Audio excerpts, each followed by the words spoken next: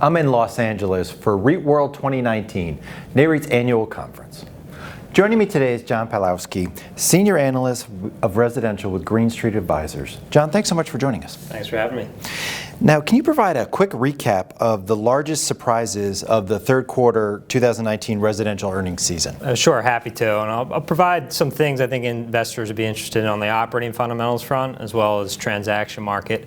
On the operating fundamentals side, for apartments in particular, it's important to keep in mind that apartment fundamentals are quite stable versus some other property types. So the surprises in the third quarter 2019 REIT earnings season were quite modest versus other property types. But within that stable backdrop, we're seeing apartment REIT revenue growth decelerate from mid 3% down to 3%. So again, modest range of outcomes. But within the country, the West Coast this quarter was weaker than we had expected. The Sun Belt was the winner. And so the Bay Area is the newer news in apartments where things are slowing in the Bay Area. Not alarming slowing growth, but slowing nevertheless. In the Sun Belt, the absorption of elevated supply continues to exceed our expectations. It's been about 2 years running, and likes of Dallas, Charlotte, some heavily supplied markets are seeing a nice reacceleration in growth. On the transaction side, it may not be a surprise to many that the apartment transaction market is extremely competitive,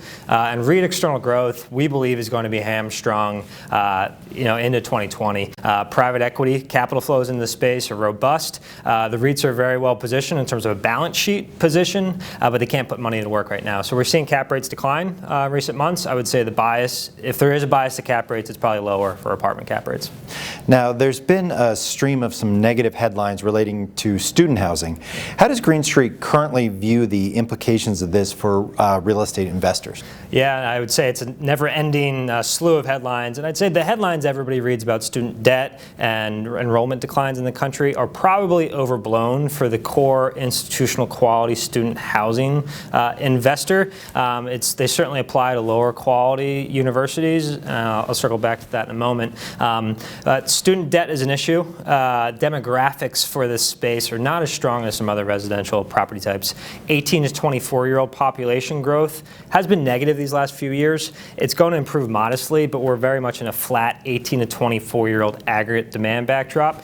We believe at Green Street that the return on investment of a traditional four-year degree at certain schools looks precarious. It doesn't make sense in certain instances. Think the small universities, the social sciences, certain degrees. It may not make sense for the same amount of people going to get a 60 grand tuition for a certain degree. And so the punchline here is investors need to pick their spots more. You can still make plenty of money in student housing, but it's going to be a very interesting market picking exercise both for credit investors and equity investors over the next 10 years. We think it's early innings in terms of foreclosures, universities closing their doors, and that has real implications for real estate owners. But by and large, the top schools in the country will fare better, but again, it's within a restrained demand backdrop versus other residential property types. And lastly, I'd like to talk a little bit about the single-family rental market. The REITs in that sector have been some of the best performing names year to date.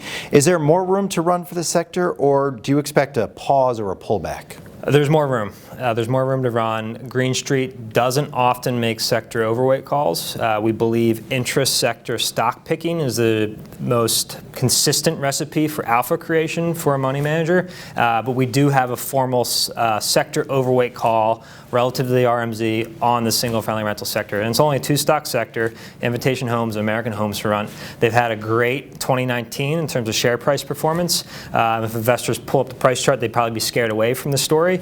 But we still think you can make plenty of money being overweight the single-family rental story. The demand versus supply backdrop for that asset class is one of the most compelling across the sectors Green Street covers. There's a true shortage of starter home construction activity in the country. The demographic story that had been benefiting the apartment landlords for the better part of the last 10 years is quickly coming into the wheelhouse of the single-family rental operators. There's not enough homes to accommodate that demand backdrop, and I think people underestimate the almost scary lack of savings, lack of down payment savings in this country. So there's a bit of a captive audience for the single-family rental landlords.